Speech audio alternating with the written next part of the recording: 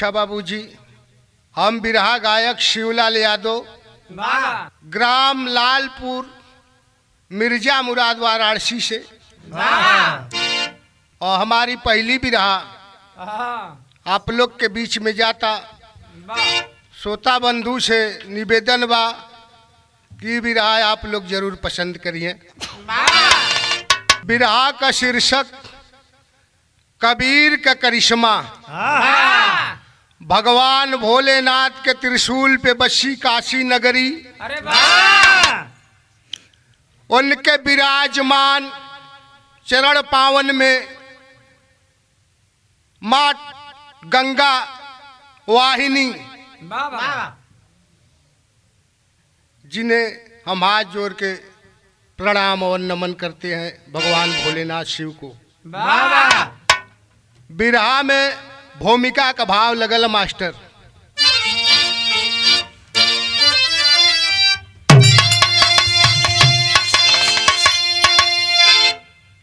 अरे तन को तपाने वो सन को रंगाने, जटा को बढ़ाने से होती न भगति,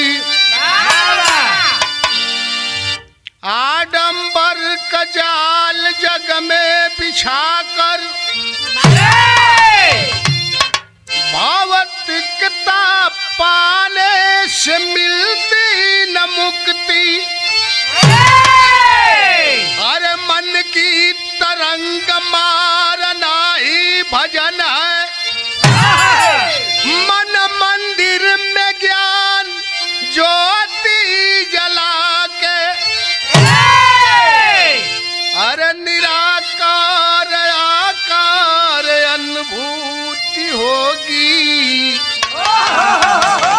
जब खोजोगे तृष्णा हृदय से मिटा के।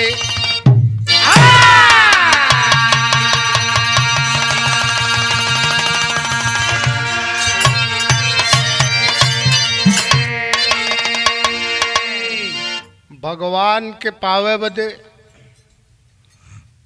ये हृदय रूपी स्वरूपी रूप में प्रभु के बसावे के चाहिए। जे भी ये व्यक्ति बसा लिया उसका नैया पार लग गई। आई बिरहा यही बनारस लहरतारा काशी के बात बा। एक लाइन गजल का गीत लगल मास्टर।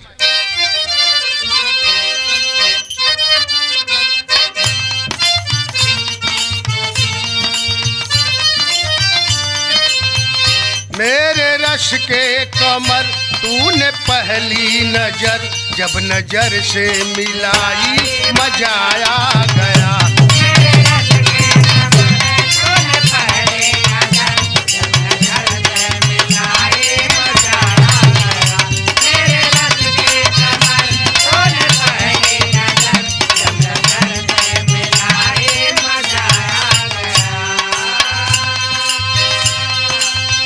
मेरे रस के कमर तूने पहली नजर,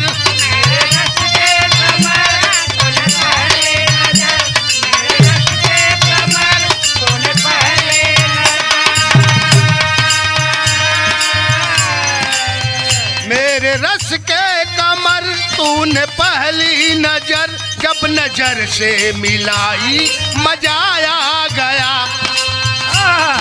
बर्फ सी गिर गई काम सी कर गई, बर्फ सी गिर गई काम सी कर गई, आग ऐसी लगाई मजा आ गया।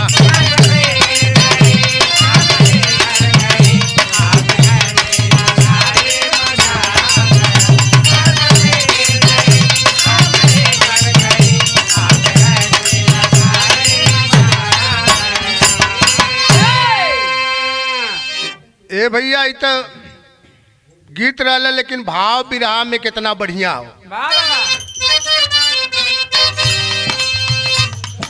वेश धारण से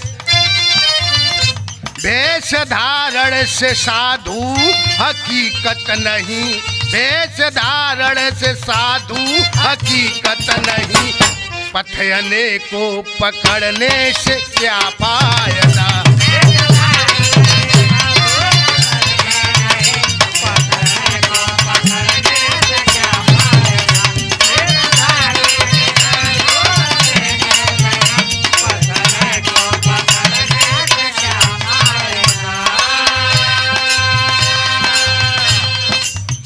वेश धारण से साधु हकीकत नहीं।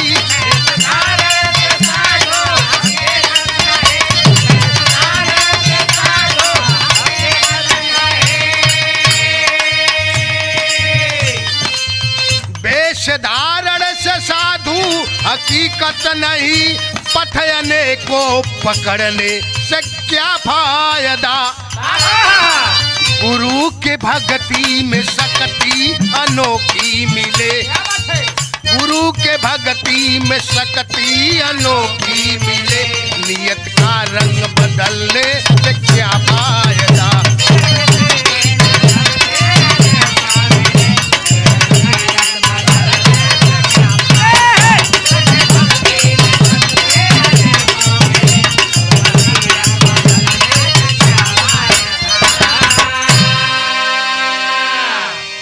ये संसार में बड़ा भाग्य होला जेके गुरु मिले, और जेके गुरु मिल गए जीवन सवरत देरी ना लगल बाबू। यही यहाँ से कहानी का शुरुआत भइल, मास्टर नजम लगल।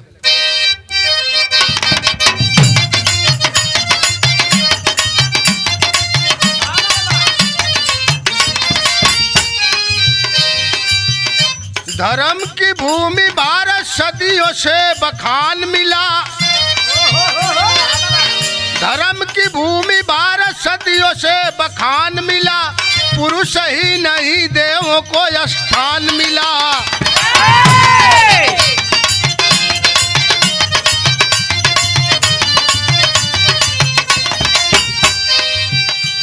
यही पे पैदा राम कृष्ण और हनुमान हुए, यही पे पैदा राम कृष्ण और हनुमान हुए, बुद्ध नानक सूर तुलसी रस खान हुए।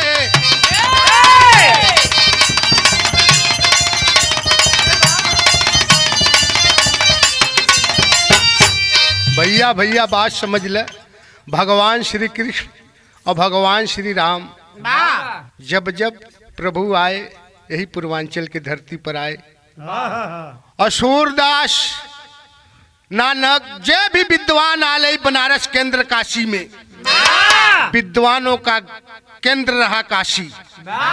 लेकिन यही लहर तारा का बात हो, अब बात बतावा जाती कैसे मास्टर।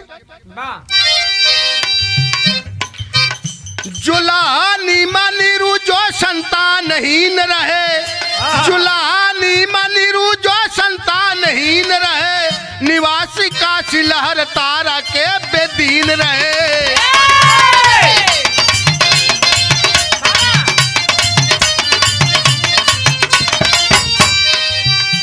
एक दिन सरोवर पर, एक दिन सरोवर पे नवजात शिशु पाए हैं, लबारिश बच्चे को घर पे उठा कर लाए हैं।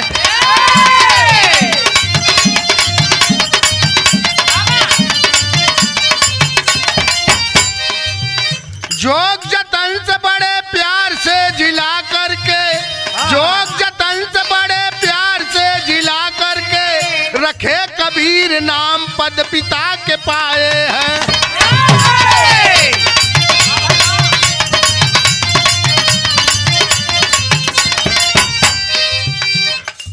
बाबूजी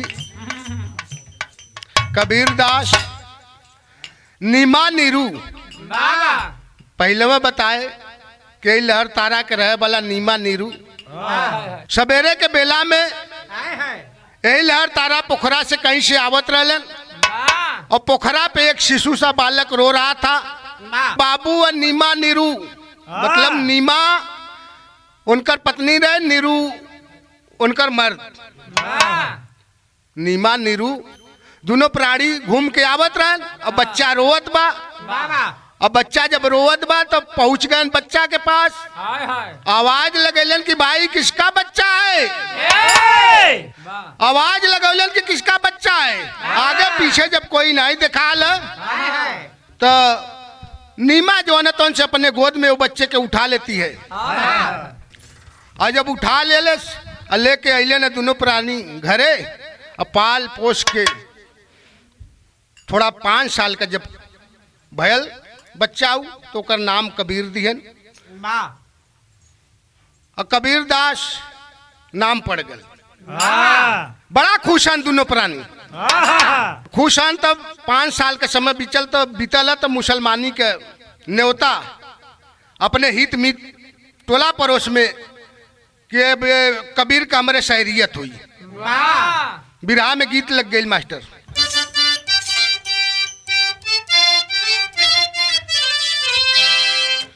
सोनवा के लाकिटिया शिकारियानु हो, सोनवा के लाकिटिया शिकारियानु हो, शिकरिया ननदो के कर दिहल हो।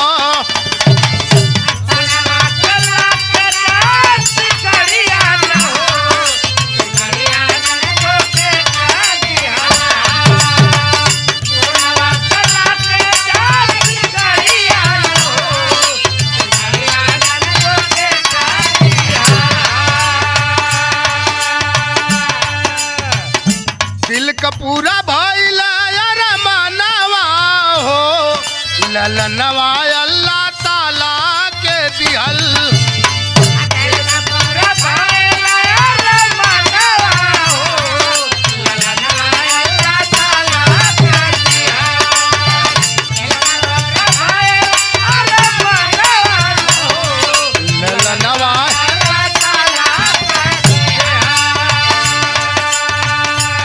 दिल का पूरा भइल अरमानवा हो, ललनवा अल्लाह ताला के दिहल।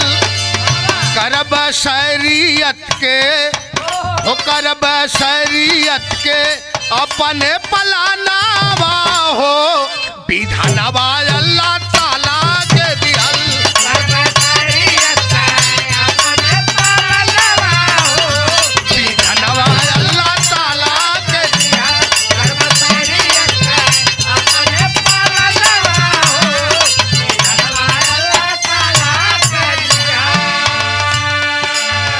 ए भैया दोनों प्राणी एकदम खुश हैं कि हम शहरियत करब कबीर के।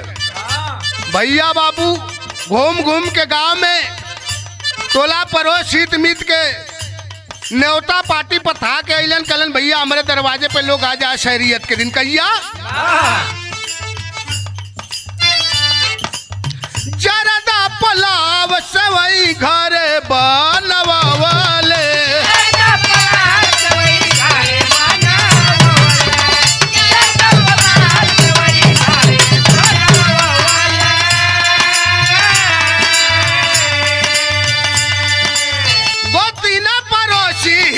मीत के बोलावलन,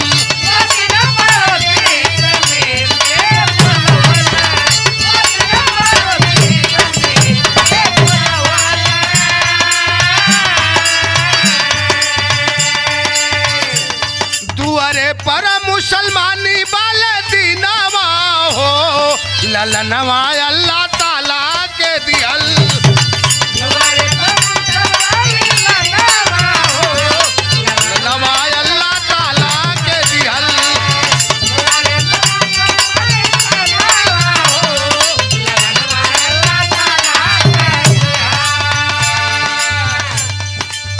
ए भैया नीमा पूरा आस पड़ोस अपने हित मित के दुआरे पे बोलौले ना, और सब कोई आल नाऊ के भी खबर दे दिले। शहरियत करे वाला जाति नाऊ नीमा नीरू के दरवाजे पे आ गए, और जब नीमा नीरू के दरवाजे पे आ गए तब भयल का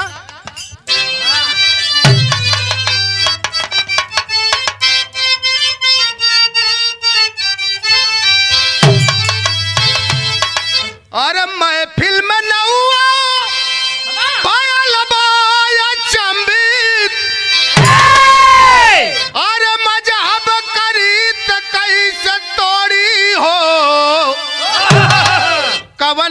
काटी कवन हम, अरे छोड़ी हो कवन काटी कवन हम।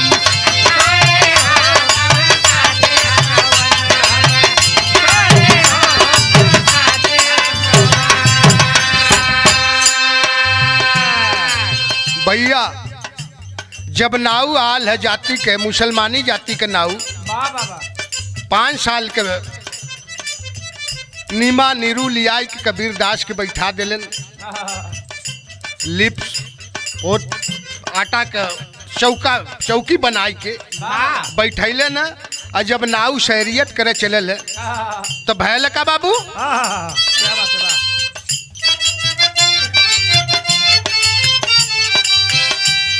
अरे एक जगह 5 लिंग देखाला,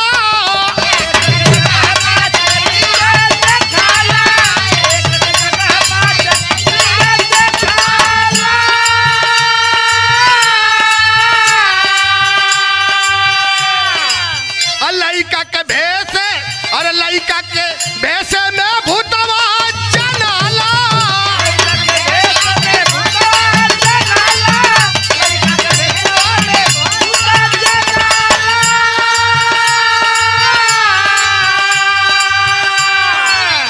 भैया बाबू आप लोग तो कहानी पे ध्यान दिया सोता बंधु लोग, जे वही नाऊ चमड़िया चढ़ा के सोचे थे चिवटी से काट ले, एक नहीं 5 लिंग बाबू। वो नाऊ देखकर घबरा गया और सोच रहा है कि अरे ई का तया चरज में सबई, अचरज में सबई निहारे लज्जा के,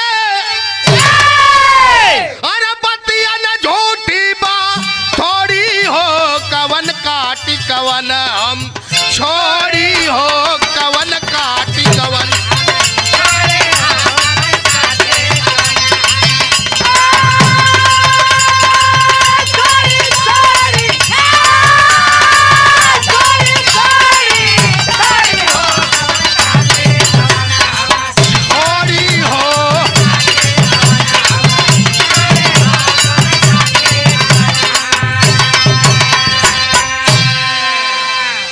ए भैया नीमा नीरू से जाके नाऊ शहरियत करे वाला कॉलेज की भैया ही शहरियत न होई। नीमा कलन की भैया यू काई के कलन की भैया हमारे धर्म मजहब में एक केवल शहरियत हो सकता है, आई 5 गो लटकल बा, ये हमारे धर्म मजहब के विरुद्ध बा, ये लिए ही शहरियत न हुई। ए भैया हित मित जितना अगल बगल टोला पड़ोस का लोग रहलन, जाके देखत साचो में एक नहीं 5 लटकल बा। अब धीरे धीरे नीमा नीरू का दरवाजा खाली होए लगल, दरवाजा एकदम सुनसान हो गल। बाकी जितने न्योतारू आलन सब धीरे से रास्ता धैलन, जहाँ का तहाँ पूड़ी पुलाव सेवई जौन कुछ बा सब धरा का धरा रह गया बाबू। ए भैया अब नीमा नीरू अपने किस्मत पे कोसत हन कि भगवान ई का कैले हमन के साथ। बिरहा में एक बड़ा मार्के के गीत लगल है मास्टर साहब,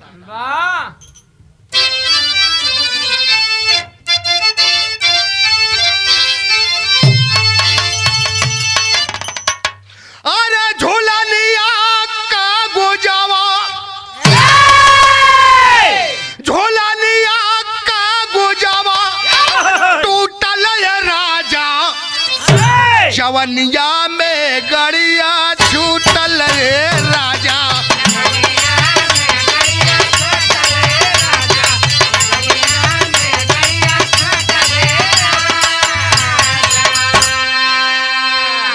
इता गीत रहल है बिरहवा में कबीर जी कितना बढ़िया बात लिखत हन। अरे पातर करम्बा भाईल बड़ी हानि, विधाता फेरल मोरे आशा पर पानी।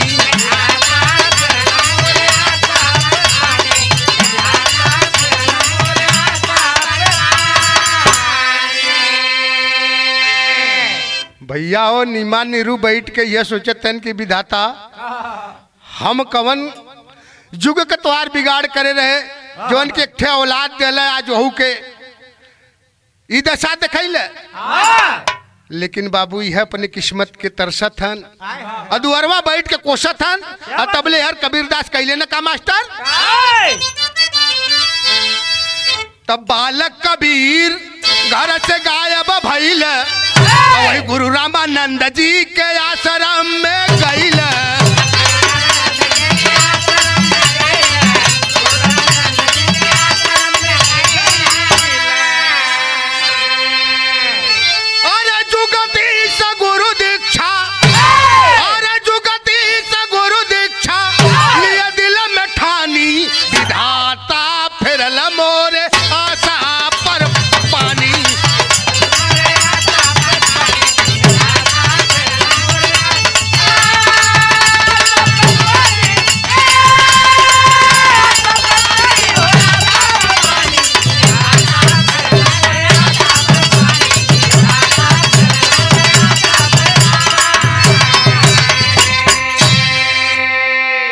घरवा से एक दिन गायब भइलन कबीरदास पहुंचलन वही रामानंद गुरुजी के आश्रम पे 80 घाट। आप लोग देखत है कि बनारस में रामानंद गुरुजी का 80 घाट पे आश्रम हो और जाके कहलन कि गुरु महाराज दंडवत प्रणाम कैलन। कहलन कि गुरु महाराज हमके अपन शिष्य बना ला।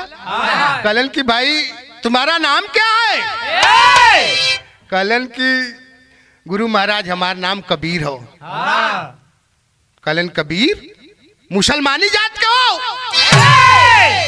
कबीरदास कहलन कि हाँ गुरु महाराज। वेशभूषा भी वैसा, तन पे कुर्ता नीचे लुंगी। कबीरदास के तिरस्कार कर दिए। गुरुजी कहे नहीं हम तुम्हें अपना शिष्य नहीं बनाएंगे।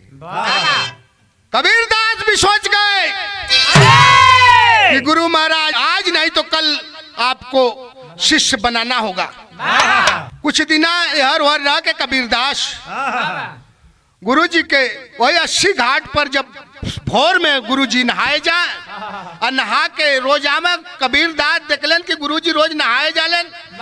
एक दिन 4 बजे भोर के समय में वही पहुंचलन 80 घाट पे। एक डंडा 2 डंडा नीचे लुटले न यार तो गुरु महाराज जाथन। खराऊ ले ले और खराऊ पहन ले, छड़ी हाथ में हो, कमंडल ले ले। गुरु महाराज चल जाता गंगा नहाए भोर के बेला में। ए भैया जब जे वहीं पहुंचे न 1 डंडा सीढ़ी 2 डंडा सीढ़ी नीचे उतरले न ऐसा जब पैर पड़ल है कबीरदास 5 साल के बालक के ऊपर तो गुरु महाराज पैर पीछे कर लिए। कहे राम राम राम राम बच्चा कहीं चोट तो नहीं लगी। तब वह कबीरदास उठलन कहन बस गुरुजी बस इतना तो चाहता रहे अब बस। तब रामानंद गुरुजी कहलन कि चलो ठीक है बेटा हम तुम्हें अपना शिष्य बना लेंगे। आश्रम पे ले गए तब भयल का विराह शैली में भाव लगल मास्टर।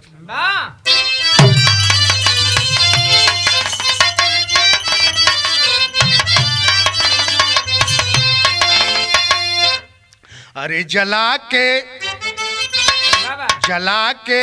गुरु भगती के ज्योतिया तो कबीरा दिखा दिया दुनिया को अद्भुत शक्ति। अरे हो शक्ति, अरे हो शक्ति। ए भैया तो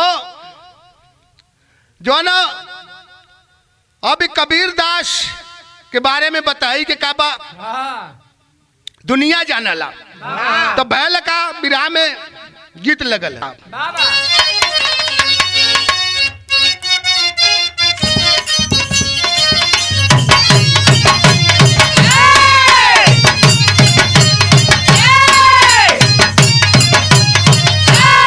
अरे मन में झंख कबीरा जियरा, मन में झंख कबीरा जियरा हो सतिया कबल धोइबा मुरतिया ना।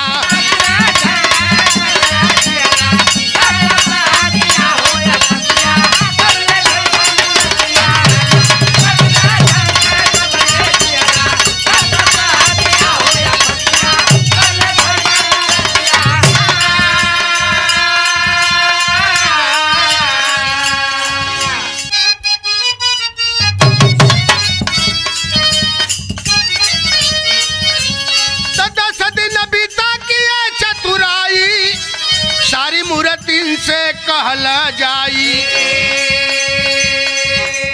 अब नित स्वयं नहाने जाना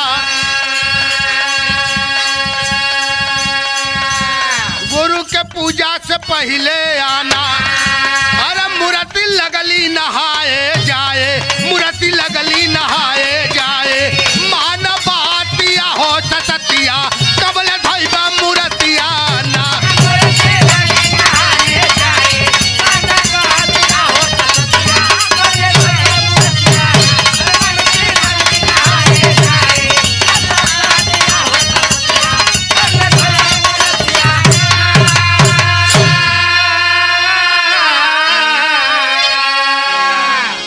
ए भैया गुरुजी तो शिष्य बना लिए और जब शिष्य बना लिए तो रामानंद गुरुजी कहन कबीरदास कि बेटा हर जगह जाना लेकिन ठाकुर जी के मंदिर में आप कभी मत जाना।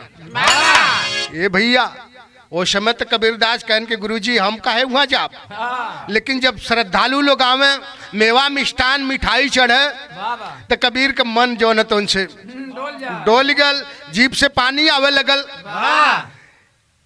अब एक दिना जाए कि वही मंदिर में जो न चोरी से मेवा मिष्ठान खाए लगन कुछ शिष्य जाके बतौलन गुरुजी से क्या गुरुजी अरे हाउ जो नयका चलवा लियाल है हाँ देखाऊ मंदिरवा में घुस के चोरी से कुल मेवा मिष्ठान मिठाई मिश्री में जो कुछ चढ़ल बा भोग लगावता।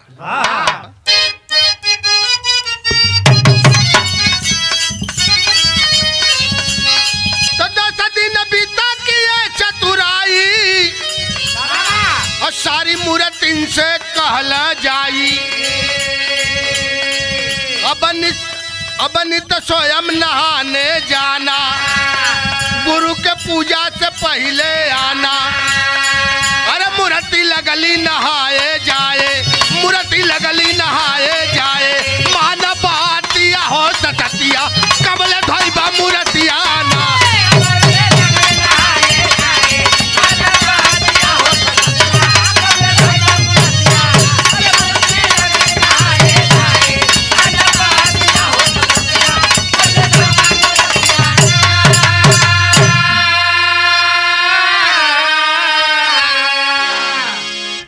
गुरुजी कहलन कि देखा यह तो काम करे हुई कबीर मंदिर में तो चल गए ठाकुर जी के छू दिया लेकिन अब तो क्या निश दिन गंगा से जल लिया के मंदिर पूरा धोए हुई यह तुम्हारा काम हो। अरे हीरा के जवाहरी केवल पहचानी दूसरा का जानी आत्म ज्ञान के बूझे बिरला ज्ञानी दूसरा का जानी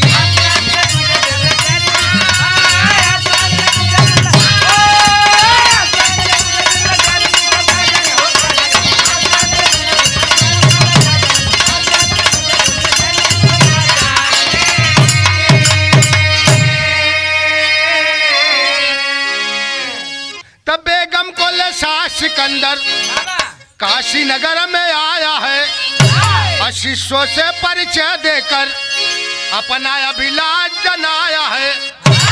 अरे रामानंद से कहला शिष्य कहानी दूसर का जानी और मुस्लिम जान दर्शन दिए गुरु ज्ञानी दूसर का जानी। भैया शिष्य जाके कहले से कि गुरुजी कोई उज्जैन से राजा आया है अपने के शाह सिकंदर बता रहा है। गुरु महाराज शिष्य से कहलन कि जाओ कह दो कि मुस्लिम को दर्शन गुरु महाराज नहीं देते। यह बात बिगड़ गई बाबू और शिष्य आकर के बताया कि आपको गुरु महाराज दर्शन नहीं देंगे। शाह सिकंदर उस समय तो चला गया और जब चल गल उज्जैन तो भय लगा मास्टर बिरहा में आल्हा का भाव लगल है।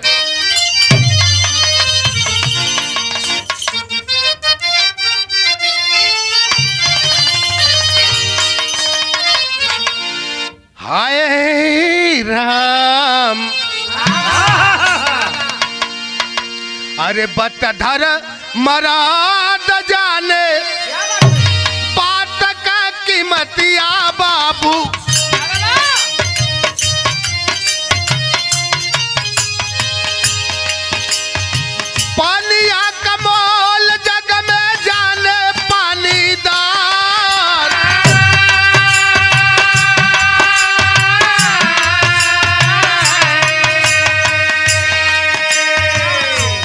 मान अपमान अपन शानी हो सिकंदर बाबू, कैद करवाया गुरु के भेज सरदा।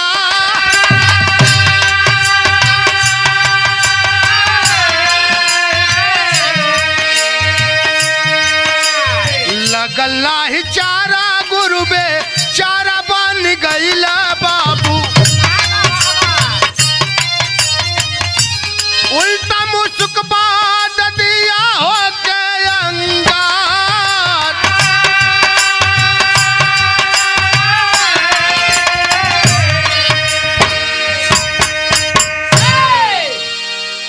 भैया बाबा वो समय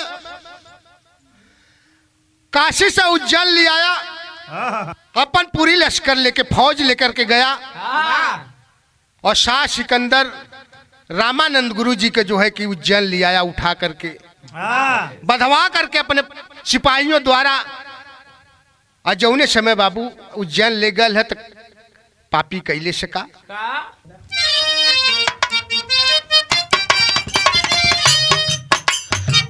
काशी से ले आया उज्जैन के नगरिया बाबू, कंठी माला रोरी चंदन दिया सब बिगाड़।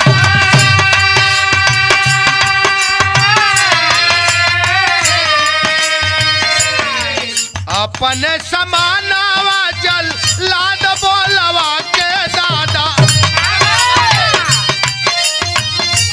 चिरवाई दिया बिचावस होके बादा का।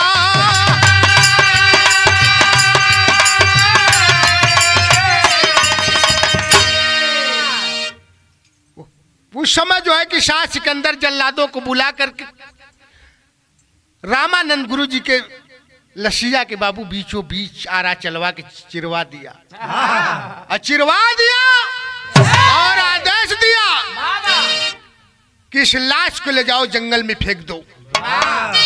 जल्लाद लेकर चल रहे लाश, अब बीचों बीच जंगल में फेंक दिए। और जब बीचों बीच जंगल में फेंक दिए बाबू, सुनल कबीर जहिया गुरु का मरनवा बाबू, मनवा में रोआ अपन ही आरा के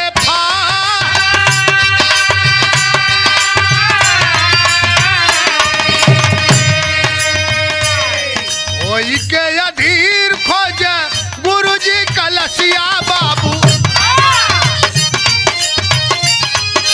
चल्ला दो सपातावा लगाए हो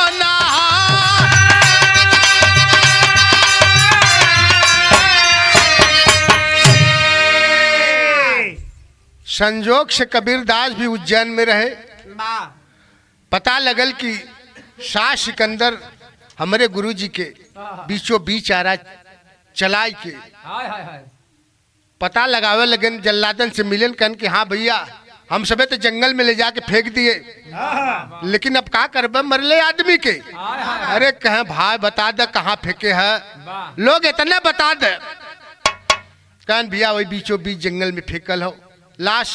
कबीरदास जब दौड़ल दौड़ल गुरुजी के लाश के पास पहुंचले न, और जब गुरुजी के लाश के पास पहुंचले तो देखा तन बाबू की गिद्ध कौआ जंगल के जितने भी जानवर पशु पक्षी गुरु महाराज के लाश में लग चुके थे। मतलब लाश से बदबू भी आ रही थी और पशु पक्षी लाश के निचोड़त हन। खड़ी का भाव लगल मास्टर,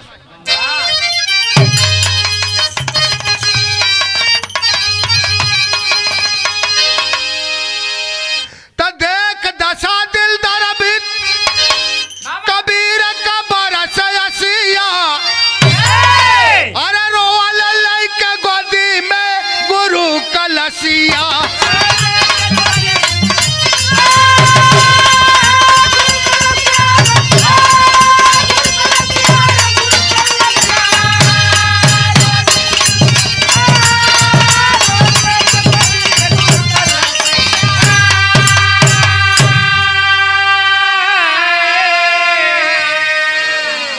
गुरुजी के लाश के उठाए के कबीरदास झरझर झरझर रोवत हन कि गुरुजी सब हमारे कारण हमारे वजह से सब भैल है। हम यहाँ न आल हो उज्जैन में न आ जैसन तुम्हारी दशा हो।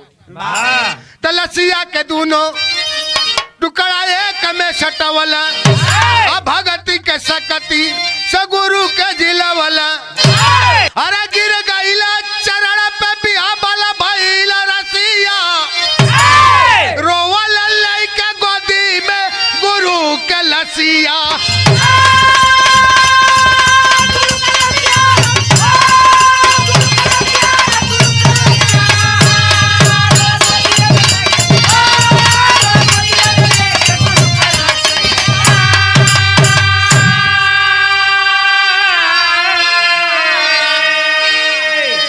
लाश के एक में एक सटाए और परमात्मा में नेह लगाए।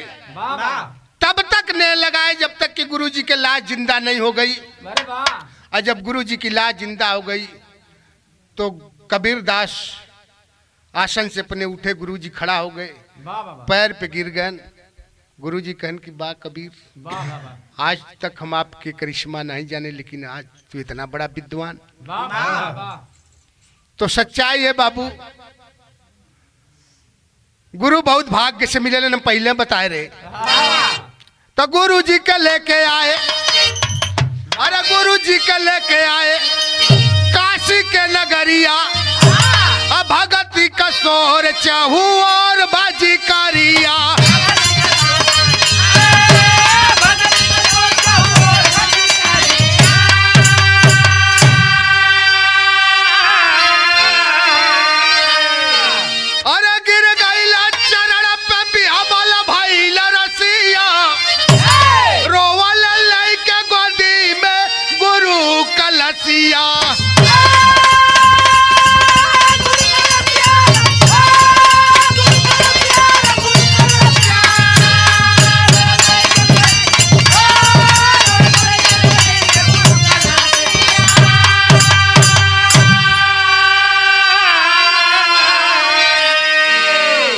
गुरु जी को बनारस काशी केंद्र पर लाए,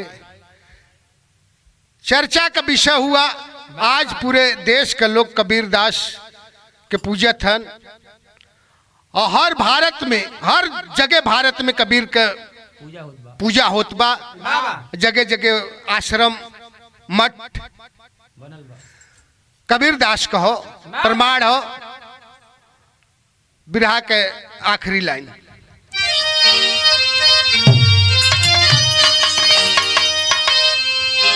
गुरु बिहारी गुरु गणेश गुरु रामलाल गुरकारी, स्वर्ग है चंद्रिका कभी बच्चन जी बने पुजारी।